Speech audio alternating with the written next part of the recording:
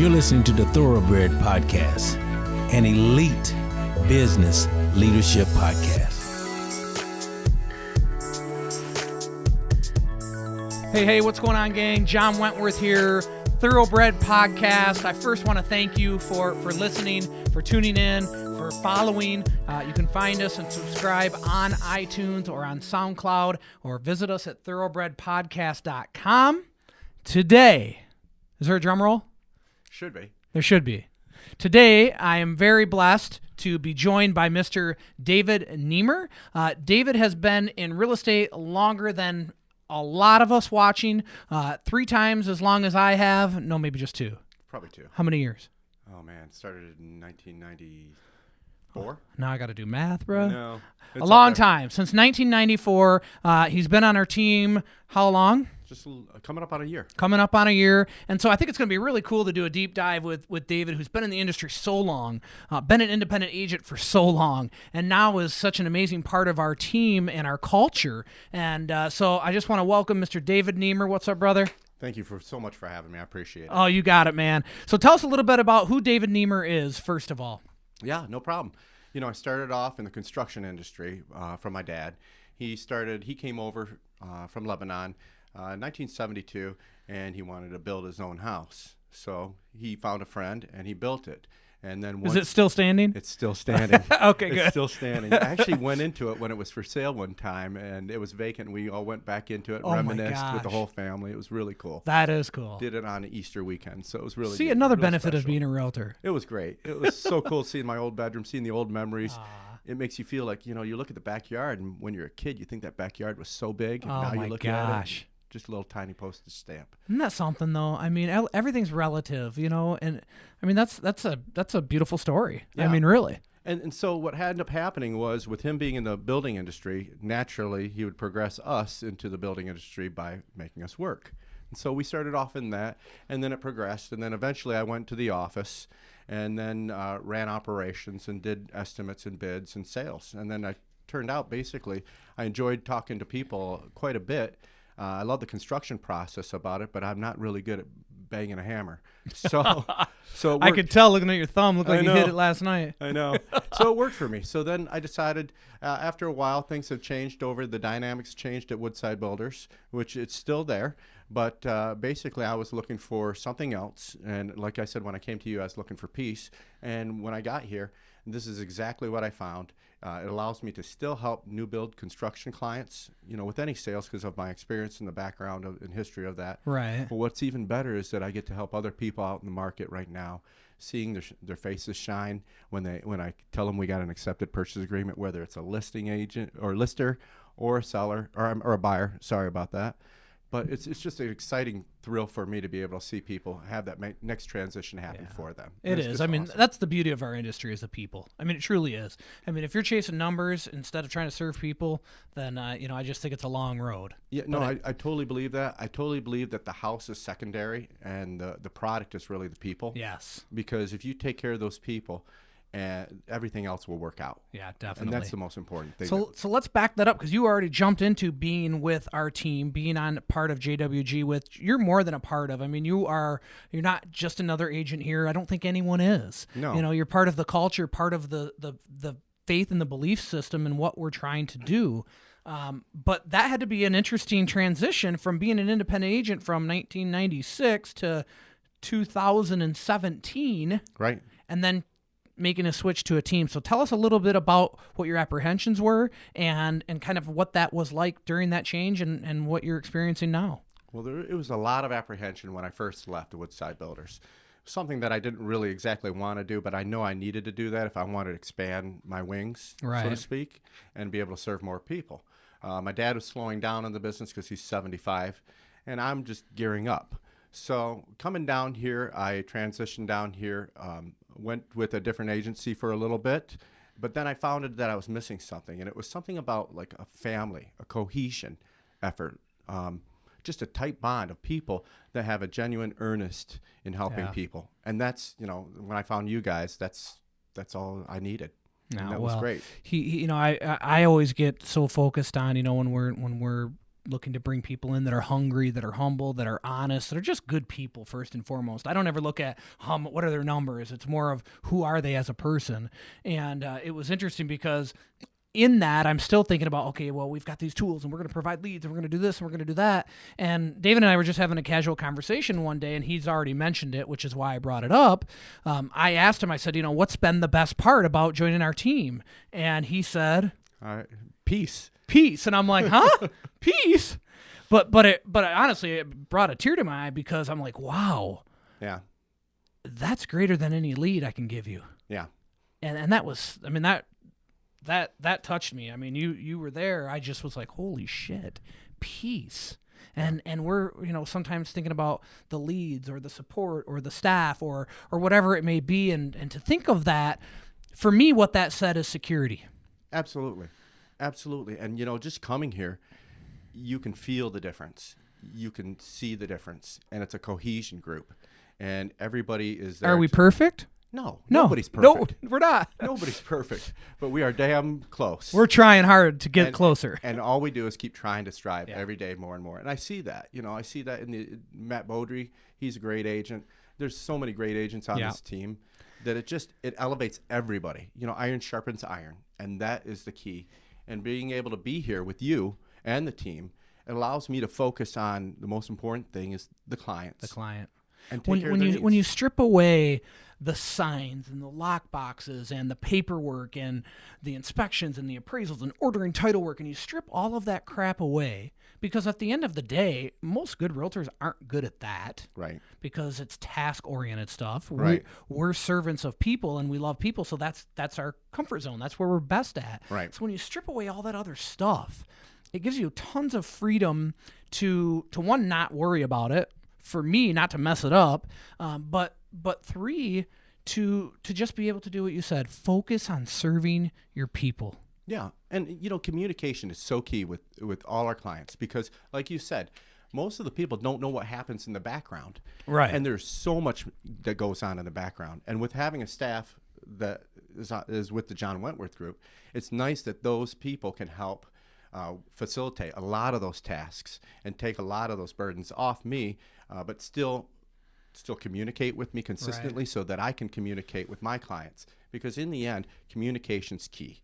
If we can get that from point A to point B, as long as we communicate the entire way, hopefully even if there's bumps in the road, Absolutely. As long as you're communicating in ahead of them, people, I mean, you've got to make phone calls sometimes you don't want to make. Oh, absolutely. And so you make that sucker instantly. Absolutely. Like you said, eat the frog. Eat the frog, get it over with. And we just had a deal the other day that went south, and even though you didn't have the listing, the people personally that own the home, and there was this big, oh man, what do I do? And we all kind of sat together. I go, look, it was Todd, and I said, bro, you eat your frog. Yeah. You pick up the phone and you call them, but you can do it.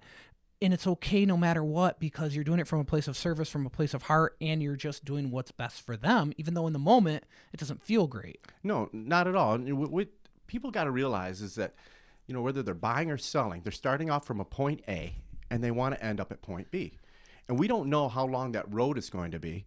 All we can do is try to facilitate that road to be as smooth and as short as possible for all of our clients. And it's all that little stuff in the background. And when we have so many moving parts in this system with lenders, appraisers, home inspectors that can mess up the system, that can make our road either bumpier or longer or smoother, it makes a big difference. And then having that experience in this industry is important, because no doubt about it. We have to be task-oriented, and we have to be communicative at the same time. And not everybody's good at that. Well, and I think too, for a newer agent getting into real estate, that's the other important part of the team collaboration, is that, you can draw upon the marketing and you can draw upon, the brand, but you can't just build instant credibility of experience. But when you're on a team in a collaborative environment, you get to tap into that experience. So Sarah, a brand new agent, gets to sit by Dave and say, hey, I need help with this. And then Dave, been in it for 20 years, can go to Todd, who maybe has experienced something that David hasn't, even though he's been in the real estate a long time. And that collaborative environment, as opposed to, there's your desk, have fun. Yeah. And I think the biggest mistake a new agent can do is to not come on a team right out of the gate, because there's this perception out there that you take your 40 hours worth of real estate and voila, You are a real estate agent if you pass the test. If you pass the test. Once you pass that, you're still in the dark, because it's about, like you said, all these tasks and communications, things that take time to develop. Relationships take time to develop. And I learn something new all the time. With real estate. And if I'm not learning, then I shouldn't be doing this, because I'm always diving deep, trying to get more and more experience behind my belt so that I can make sure that all the clients that we serve together are taken care of to the best of their ability. Yeah. And I think that's really, one thing that you'll start to hear, I think, throughout us doing these podcasts and throughout the people that we have on, is when you're surrounding yourselves with like-minded people, that have that are grounded and rooted in their faith. And you're going to hear a lot of that on this podcast, because I think that that's just kind of the people that we're attracted to, because we know then that they're humble, hungry, and honest, and they're doing it for the right reasons, which is serving people, not trying to serve numbers. Right.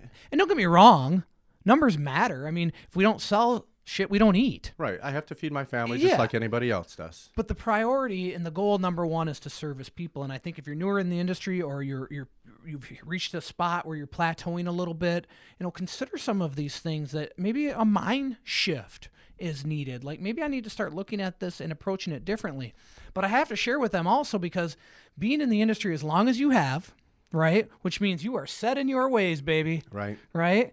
And we bring people, a lot of people join this team, and some people stay forever, and some people stay 3 or 4 months because they're unwilling to change. They're unwilling to be coachable. And I got to applaud you, because that's one of the things that he's done so well. I mean, this sucker's on Facebook more than I am.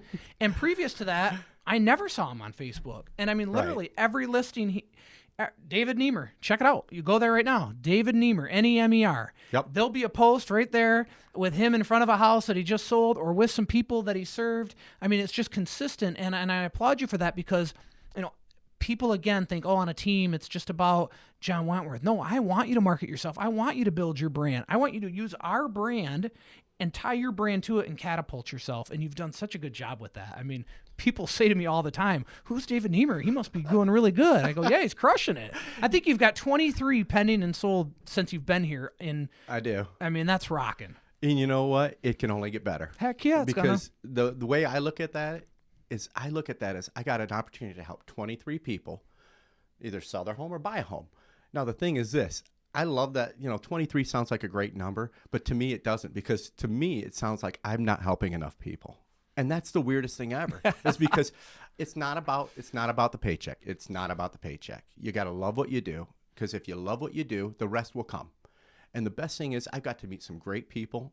I mean, I get some great referrals from some great people, and I get to meet so many people. And the nice thing is, my sphere of influence gets bigger and bigger and bigger and bigger.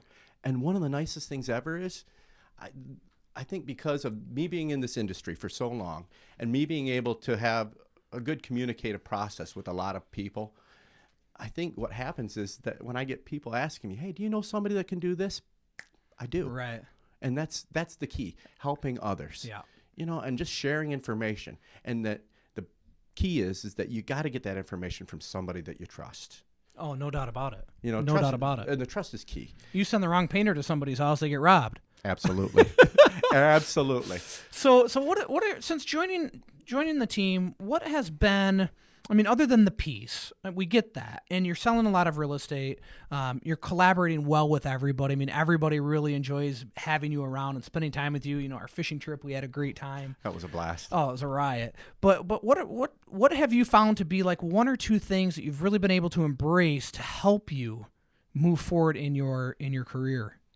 The interesting thing is that in real estate and with any other industry, there's so many products out there that sell to you. So you think that me being a realtor, I'm making my phone calls and doing all this, but I get blasted and you get blasted with there's so many options and so many features. And it's just like Facebook. I mean, there's so much coming at you. You've got to be able to weed through that. I mean, I'm hiding posts all the time from the ads because I don't want to clutter my day with it. Right. And I agree with that. And by being in this office, you have a system that's in place, and it's proven to be successful. It's proven to be successful. All you got to do is work the system. All you got to do is tap in. And that's the thing. So that gives me an opportunity to get into other areas that allows me to provide our service for people and help them find their new place. Yeah. You know? Well, I think you said a huge one. You've got to tap into, look, if you're going to do something, go all in, right? So then tap into it, believe in the system. Don't try to alter the system. Don't try to, and it's not just, look, I'm every day looking for other things that I can bring in to help us service our clients better, to make your life easier. I'm always looking for those things, but at the end of the day, you've got to buy into that. I'm not going to go get Boomtown and then finagle and say, oh, it's good or it's not good. I'm going to go all in on the shit, and then I'll know whether it worked or not. Absolutely. And that's one of the problems when you become a new real estate agent and you get shoved in a cubicle or a desk and they say, hey, good luck. Yeah. And then within a day, you get 1 million emails because all of a sudden, all these industries, the real estate industry knows that you're a realtor. You get flooded with this information, and it's almost a shutdown experience. Well, and now you're spending money on stuff, and you don't even know how to talk to somebody. Yeah, exactly. I mean, you shared an experience with me that I thought was really telling, because I'm a little bit in denial of our brand. Right. I mean, okay. I try to be I never wanted to go independent to say, look at me. I've become the brand just through marketing, through time, through building this business. And so it took me a while to accept that, to be able to accept that. And one of the things, it's like the billboard. I don't want to be on a damn billboard, but it's part of the gig, right? Oh, yeah. I love that picture, by the way. Oh, this one? Yes. I look at it every time. I'm like, what is he reaching out for? A great big billboard just hugging everyone. Instead of, I know. I love it, though, man. It well, makes that's you look. who I am. I'm hugging everybody all the time, so I figure what better than to hug everybody. And I get that. I have people come up to me and say, is John really that way? And I'm like, what do you mean? Is he always that energetic and going? And I say to myself, I'm thinking about it. I'm like, he is. And I don't know, we're about the same age, and you got a lot more energy than I do some days. I just, you know what? I mean, I've got a great compassion for people. I mean, at the end of the day, we break it all down. I don't give you shit if you have 5 cents or $5 trillion. Right. I don't think it makes anybody who they are. People often say to me, do you know so-and-so? Oh, he's got all this. I go, I don't give a shit about that. No. Is he a good person? Is she a good person? And again, I stand here saying those things. I'm not perfect by any means, but I'm always reflecting and trying to improve. And I think that those are the people that when I look at everybody that we coach with and everybody that's on our team, the people that are self-reflecting and then not just saying it, but trying to improve upon it. Like I struggle, I said to Tony a few months ago, I said, man, I just feel like my relationship with God isn't where it needs to be. What do I do? And he laughed. He said, read the Bible. I said, but I stink at reading. You know this. He said, just read a little bit of the Bible, but do it every day. Right. And I started to do that, and there was that change. So it's not just, I need to do it better and then talk about it. You've got to do it. And I think that's with anything in life. You got to do it. I agree. And you've got to be an action taker. And I think, honestly, going back to going independent and being a realtor, obviously that was a tough move for all of us, especially for you. I pretended it wasn't. Well, it's always on. Trust me, I know because I've been in that business before. I know how that works, and I've been in your shoes before. So it's a lot of weight on your shoulders. But I think one of the reasons why you're staying successful is because you're staying who you are, and that's the key. You became a success because you are who you are, and people genuinely like you, and you have a good relationship and communicative process with a lot of people. And I think that means a lot to people because trust, we go back to trust. And trust is the key. And that's why, I'm here today because I'm not only at peace, but I am at trust with this company. I believe in this company and I like where things are going. Who else? You tell me, who else has a podcast in Genesee County? I don't know, but everyone's trying to get one probably now. They will. But it's not, but I hear you and I thank you. It's not about the podcast. The podcast is the vehicle for us. I agree. To share who we really are and I think, look, I'm infiltrating some faith into this because it's important to me. I think it's extremely important to all of us. And I'm not afraid of that. We got our brand new studio. I don't have my darn cross up yet, and I just brought it from the other room, so I'm like, let's get that up there where it belongs. We're trying to figure out where it should go. Instead of my goofy butt. I went in the other room and I saw it sitting there, but we are in the brand new studio. It is awesome. It's nice to be able to get in here and just, this is what I've noticed about doing this. This is a conversation that we've never had before. Right. And it's raw and it's real. It's unscripted. There's no tricks here. And so I love that. But I also love the change that I've seen in you. Yeah. From a standpoint of, you say that I'm full of energy, but now you are. I'm watching you. You're full of energy. You're on the go. You're right. You might be tired inside, but you're not showing it. It's exciting. I know. It's exciting. I'll tell you right now, your energy captures everybody else. It's captured by everybody else, and that just keeps the team rolling, keeps us going, keeps us motivated, and allows us to help future clients. Yeah, I think that at the end of the day, what you're going to find with our team is that, as we grow, some leaves fall off the branch, if you will, right? Always. And I used to fight that. I used to be so scared of losing anybody. And then I started to notice that every time we did, they were just the wrong people. I agree. Or in some cases, they want to do something else, which is fine. And I'm not beating up on anybody because there's probably a different environment that suits them well. Ours is, I think, tight enough that it polices itself. And sometimes I'm afraid to pull that trigger still. But as those leaves fall off, the tree then gets more sunlight and grows again. And then some leaves fall off and it gets more sunlight. And by the way, I'm just making all this up right now. Thank you, Lord. But it's true. I mean, those leaves fall off and then it gets more sunlight and it grows. And that's what's exciting to me is that, and it's also, by the way, liberating to let that go. You have to. I mean, truly, to instead of always, we got to keep them, we got to keep them, we got to keep them, we got to keep them. Yeah, but they're costing you money. I know, but we got to keep them. Yeah. Well, like let's put it this way. Adam Postal, one of the nicest guys you'll ever meet in this world. Exactly. He just decided he wanted to go to a different direction, and we can shoot a little plug for him. I can't remember his. Taste, Smile, and Repeat. Yep. Taste, Smile, and Repeat, and he got an opportunity to go help his wife grow his business, and that's awesome. And they're doing great. And we're collaborating with them on giveaways. Mm-hmm. And he's one of the nicest guys you'll ever meet. Yeah. Now, does it mean that he's a bad person because he didn't stay with us? No, he just wanted to follow his dream, and that's the most important thing for him to do. What I struggle with is, again, open, transparent, off the cuff, because we're talking about this subject, is that the people that come in and then they don't buy into the system, they want to continue to do it their way, which didn't work in the first place, by the way, which is why they came. And then it becomes, the leads are no good, and I don't get enough floor time, and and it's like, okay, well, the mother clipper sitting right next to you. See, I saved that swear word. Thank you again, Lord. Look, I just get going, and I live on emotion, right? He gets excited. But the guy next to you that's been in business for 4 months is kicking your ass. Right. Because they just bought into the system. Right. And I think, look, guys, if you're out there and you're new to the industry, or you've plateaued and you're looking for something different, I don't know what state you're in, but seek out a successful team that has your values and buy into those systems. And I think people get paralyzed by the split, right? Oh, well, I'm getting less of a split. Well, yeah, but you're selling 10 times the real estate. You're doing less of the stripping away the signs, the boxes, the shit, I don't even know, all the stuff that I don't want to do. So tell us about that, because you went from, I'm sure that weighed on your mind, right? I mean, that's human nature.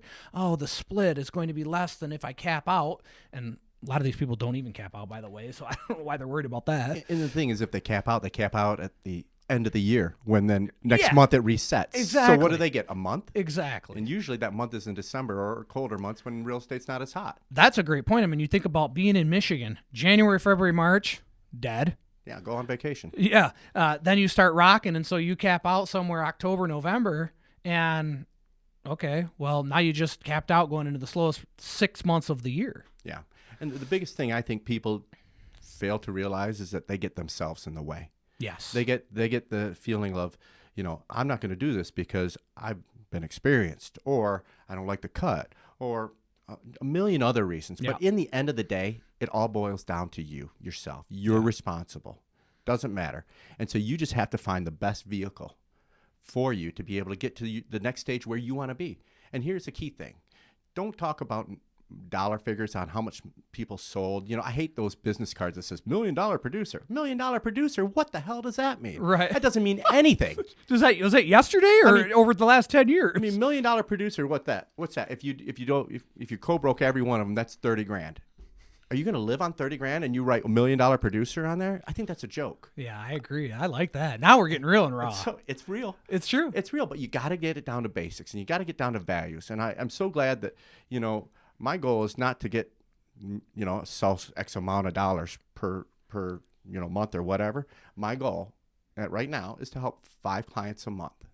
That's awesome. I want to obviously do more, but right now, every month, my goal is to help 5 clients a month. And I think right now, because we have a big board, we have all of the pendings on there, and it has the address and the agent's name.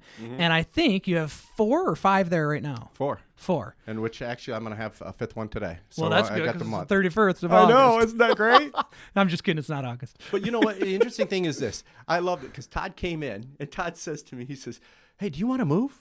You know, some spots open up. Do you want to move your spot around?" I said, "No." He looks at me because I'm not in the best of spots. You know it. You know, it's not prime real estate. But I'm not there for prime real estate. I'm there to grind and make things happen. Interesting thing is, though, he goes, "How come you want to sit right here?" I said, "The pending board's right off to our left. If I don't see my name up there at least 5 times a month, I start panicking." You got to get busy. Absolutely. I think that's such we have fun and we joke, and I always draw back to, at the end of the day, we're in an awesome business. I mean, a business to be able to serve people on an extremely high level, on an extremely important item, and also build those relationships with those people. And that is just awesome to me. I mean, we were talking the other day, we had Jason Will on, and talking about how these people become lifelong friends. Absolutely. I mean, one of my wife's best friends is in this community, that I met them through a transaction, and my wife she didn't live in this community. She knew no one.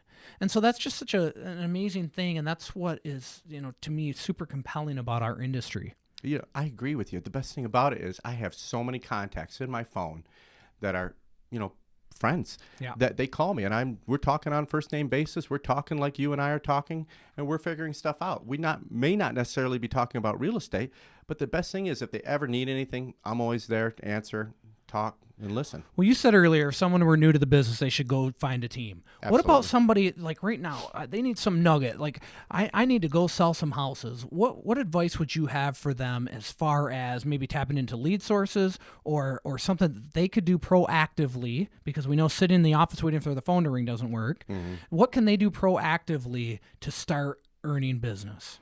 I think one of the key things, that I hate to give the secret away, but it's not really a secret, but I'm not worried about telling you this because most people won't do it because they're too afraid to. The Facebook Lives. Facebook Lives, those are connected to every person that you like, that you accepted as a friend request. So if they like you and you like them, what's the difference of you talking over the phone, talking face-to-face, or talking on a phone that you're holding up? I always tell them, I'm like, you're afraid to go on there because of what you might look like or say, but let me just tell you something. That's what you look like and what you say. Right. So it's just, it cracks me up that they'll go into public, but they won't go like this. No, I know. It's the same damn thing. I know. And the best thing about it is every once in a while I'll get a jab from one of my friends about my hairline or things like that. I know this. I don't mind. I don't care. Best thing to do is get that information out to everybody, because that way, everybody's getting so smart nowadays. You want to know what your value is on your home, you can open up Zillow, and it pretty much tells you, within reason.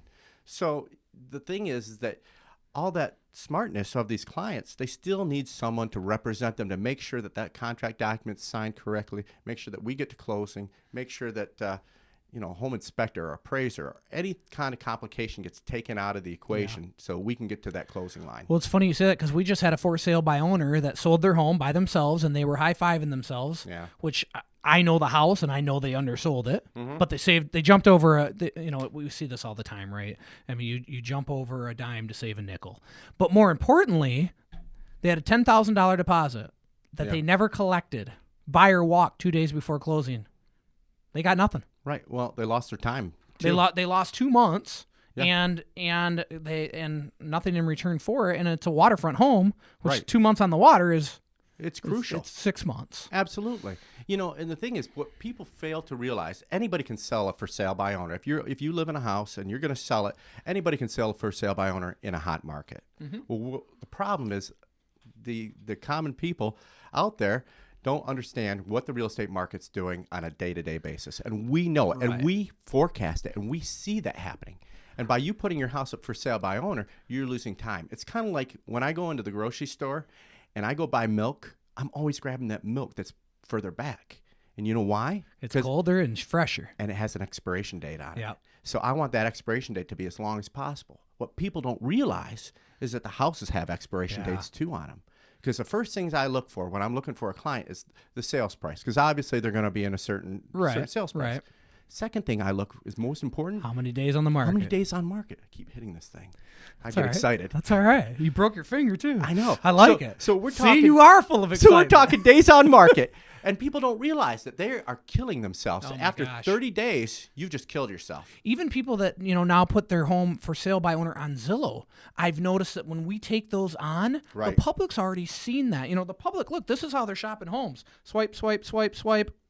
And then you take that from a for sale by owner to a professional agent, the photos are going to change, obviously, but if they still recognize the home, they're still swiping it because they've already passed it by. So we've noticed that as we take those homes on, they're a little bit more challenging because they've got an expiration date and the shit got stale. Absolutely. And I mean, time in the market is the biggest enemy of a seller, but so often, they exist on the market a long time because of unrealistic expectations and overpricing the home. And people, look, we all have overpriced listings. I just don't have any that the people don't know they're overpriced. Right. And that's the key.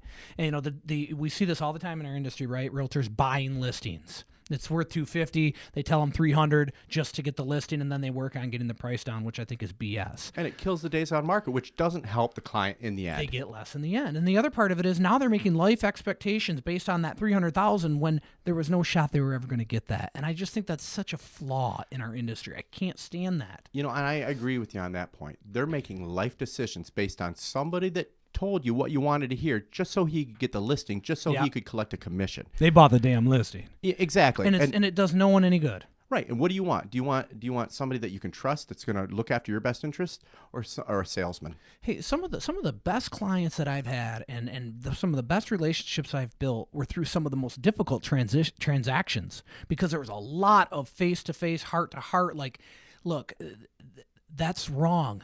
You're wrong. I love you, but you're wrong in this decision. And if you make it, that's fine, but you have to know here's what's going to happen and lay it out for them. And then if they make that decision, it's okay. You've let them know. You've let them know. But to try to set somebody up for a value that is never going to happen, I think is bullshit. And I just think that is one of the biggest flaws in our industry. And I just wish there were a way to police that. But at the end of the day, it's okay because it's humans, right? Sometimes those people on the other end want to hear that, so they get all warm and fuzzy inside. But I'll never forget I had a deal where a gentleman went up north and he bought a piece of property. He was retiring for $400,000 because the realtor told him he was going to get $400,000 for his waterfront home. Right. There was no shot he was ever getting $400,000 for that home. Right. And we ended up selling it about 6 months later for $325,000. And it was market value, right? And it was market value. Exactly. It might have been above market value because we relisted it, we staged it, and sold it the first weekend with multiple offers. Right. But that's so important for people to understand that if you're going to make another life decision down the road, you need to know the truth up front. Exactly. So, that's another thing, guys. You know what? I've lost a lot of business by telling the truth, and I'm okay with that. I walk into somebody's home and tell them what maybe they don't want to hear, but it's the truth, and I can walk away from that, and I can sleep good at night. Boy, I can't imagine telling somebody $500, knowing it's only $400, and that guy went out and bought a house for $500, and now I'm sitting, he's wallowing in $100,000 worth of new accrued debt, essentially. Absolutely. And he's lost 6 months of his life. Absolutely. So I think one of the best things that we do, though, it's amazing how we put our best foot forward. And I love the fact of when we come to the market, when we get the house listed, the process of what we do to get it ready, to get it on the market. A lot of people don't realize it. And it takes us it could take us up to about 2 weeks, depending on the house and the condition and the things that need to be done. But most importantly is the photos. Yes. That is just crucial and critical, and the timing of the market to get it on the market. There's a reason why we put things on the market at a certain time period. It's because we want to drive traffic, as much traffic to that house at in as one short time. of a window as possible. Exactly, to create that feeding frenzy that we have. And then that's what happens. We did that on Gaines Road this last weekend. Friends of my, one of my friends from high school, his parents. It was wonderful. We had so many people coming to this open house, we couldn't keep up. And it's only about 1,000 square foot ranch. But what a great house! They were knocking the walls down. Oh on this man, sucker. We had more people in that house than I think could hold it. But at least I know the floors are good because it held up everything. But we got, the best thing is we got at the end of it all, But that goes back to the system, right? Absolutely. Right? Like, hey, absolutely. David didn't come and go, well, no, this is how I've been listing homes for 20 years, so I'm going to do it my way. I'm like, no, this is how we do it. All you do is hand the file over, and then you just sit back and chill, and we'll take care of the rest. Right. And that system that's built that we've proven and we know works, you tap into that system, and it's just gangbusters. I want to share something else because I think it's important for our audience to understand the importance of, because look, we've got people, in different states, right? Right. So this isn't about just, JWG. It's about trying to help these people grow their businesses. But I want to talk a little bit about something about brand. The brand that you work for matters. Okay, and I'm going to use an example that came again from David, is that wherever you are, if you're in Alabama and you're not looking at Jason Will's team, wow, I think you should do that because his brand is so strong. If you're in coastal Delaware and you're not looking at Dustin Oldfather's team, wow, I really think you should do that because that brand is so strong. And let me tell you why brand matters. So, and he doesn't even know what I'm going to talk about, but David, early in him being with us, he came to me and he said, man, I just got a listing. I'll let you tell the story. It was Gagnon's. Yep. He went on this listing appointment, and take it away. Boy, it was great. We are building their condo right now. We're coming to completion. And the best thing ever is that he has to obviously sell his house, and we're working with them. And I said, well, I'll be happy to come out. And he said, well, I'm going to call this guy that I know. And I said, well, who is it? He says, well, I'm going to call John Wentworth. And I started laughing because that was right at the point where I transitioned over to him. And he's like, well, what are you thinking? And I said, well, I just joined the John Wentworth group. And he goes, well, great. This is perfect. So the nice thing is he gets you with the brand recognition, the strength of that. And then he gets me, which is I'm just a regular realtor that grinds it out, that makes sure that all the clients are happy. Well, and I think, though, the importance of that is that if you're on a brand that is not identifiable to the consumer, it's going to hurt your business. Right. If you're on a brand that frankly no one gives a shit about, it's going to hurt your business. Absolutely. If you're on a big brand that hasn't serviced that community, and the reason I get particular there is because, the big franchises in different parts of every community are run by different people. So you may get a much better experience at one Agreed. Red, white, and blue as you do at another red, white, and blue. And so if you're at a big brand, but a brand that isn't recognized in the community as doing good business or servicing people well, that's going to hurt you. So I just, I'm a big believer in that if I move to California or Kentucky, which I always say I'd go to Kentucky first because of the horses, I'd just go get on someone's team.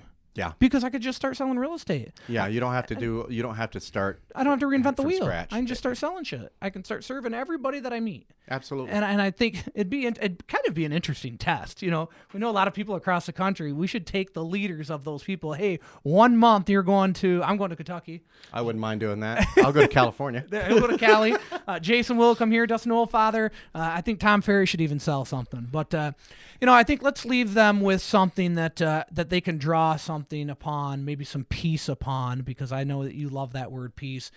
How can we help the audience and gain a little bit of peace and maybe perspective inside of their businesses if they feel like they're struggling a little bit? Well, I think everybody, when they come into real estate, the nice thing about real estate, it doesn't have an income ceiling. You can make as much as you want. And everybody that comes in here has those dreams. I've never heard anybody come in here going, oh, I hope I only make $30,000 this year. No, they love that idea that they can make an infinite amount of money. Yeah. It's great, but, I don't know if that's the greatest direction to go with. I prefer deal with clients, but however you want to deal with it is the way you want to deal with it. But here's the most interesting thing. These strong teams didn't get strong by accident. They got strong because they had their systems in place. They had the right people in place. They had the right core values in place to make it happen, because I know you grind it out. I've seen you grind it out. And that's the thing. That's what makes the difference. And by somebody that's coming on or just doesn't feel like they're in the right spot, they feel a little lost for direction and things like that, that's what the teams have. What your weakness is somebody else's strength. No doubt about it. And that can lift everybody up. And I see it, because the best thing about it is when we're calling people, I overhear other people and how they talk. But the best thing about it is, like Don Bresna, one of the nicest guys ever. He is a machine. He is so good at how to talk to people, and not only how to get to talk to them, but how to actually serve them and serve them fantastically. He's our highest converter on Zillow. Yeah, and that's crazy. You wouldn't think so. You wouldn't think it. If you met Don, you would not expect him to be your highest Zillow converter. No. These the guys that do our video and audio, they're always messing with his computer. He's like, this darn thing doesn't work, right? And how old's Don, you think? Don's, I'm not going to speak for Don. I don't know, late 50s? Late 50s, been in real estate a long time, similar to your situation. Builder? Was a builder also, and, not technology savvy. That's where I was getting at. And here's a guy that's not the biggest in technology savvy. He is good. But he's a grinder. But he's a grinder, and he knows how to call those people and fulfill their needs. Yeah. Make sure he's a good listener. And so that's one of the key is. But you take Don out of the picture out of this, you take other people out of the picture out of here, you take a little bit away from what you created, and it's not as magical. No, and I think that is the beauty of the collaboration, is that everybody can draw off of everybody, and everyone's willing to give, as opposed to that environment where you're locked away in an office and wish you well, pal. Right. And that happens 9 times out of 10 in all real estate agencies. I always say, because it shocks me, our failure rate is so high in this industry, and that's one of the things that, to me, that's something I want to change. I think that there's a misconception about what real estate really is, right? And I also think, look, the market's good right now. New people get into the market, and they're going to sell some homes, but if they don't serve with integrity, they're not going to last. Right, because the market doesn't always stay good. The market doesn't always stay good, and if you're not serving with integrity, it will catch up to you. So I would say for the people that maybe need a little bit of a boost, maybe you're at that point where you're like, shit, I don't know. Or feeling lost. Lost. Look, maybe it's your environment. Maybe it's your environment. Maybe you need to be the leaf that gets off that tree and goes and looks for a team environment or somewhere that is collaborative and has coaching. But also, don't forget to rely. Don't look for the shiny penny all the time. The next lead. Go back to the open houses. Go back to the basics. Go back to the basics. Open houses, by the way, are the greatest thing in the world. People just don't do them right. Right. But open houses are huge. Shaking hands, man. Introducing yourself, being in the public eye, I think is awesome, and just always leading from a servant's heart, I think, is really huge. I think so too, man. I really agree with you. Man, it's been a pleasure to have you on, brother. I love you. So glad you're with us. Thank you guys for tuning in. David Nemer, Nemer. Hit him up on Facebook. I know how to spell, baby. I can't sell, but I can spell. You got it. You've never heard me say that one. I can't spell, but I can sell. But I know how to spell his name. But hit him up, David Nemer on Facebook. Follow us, thoroughbredpodcast.com. Find us on SoundCloud. I don't know what it is. You know how to do it. I appreciate you guys so much for tuning in. Have a blessed day. If there's anything we can do for you, reach out. Peace.